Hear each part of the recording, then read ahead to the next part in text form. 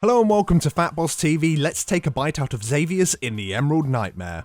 Now throughout the fight, certain abilities from Xavius will apply corruption to players. This corruption will cause the player to experience different mechanics at certain thresholds. At 33% corruption, move out of the big circles on the ground, and at 66% corruption, move out of the little circles on the ground. At 100% corruption, you will gain a massive output buff for 20 seconds, and then go mind controlled and your raid will have to kill you. So avoid taking any corruption unless you're in the dream state. At the beginning of the fight, half of your raid will be put into a dream state for 3 minutes. When this times out on a player, or they die, or they become mind controlled, that player will leave the dream state and all corruption gained during this time will be removed. Also, all of your cooldowns will be reset apart from Bloodlust, so don't waste that on yourself. So you want to have all of these dream state people deal with the corruption giving mechanics. Let's get into the fight. Phase 1, move out of the group and position yourselves so that the nightmare blades will pass harmlessly by the raid. And range you want to be spread 6 yards from when the ads spawn, and then you want to have any sleepy DPS run over and soak them. Tanks you want to taunt on 3 stacks and then run out of the group to have your debuff dispelled by a sleepy healer. Have your sleepy tank pick up the ad and drag it under the boss as the DPS nuke it down.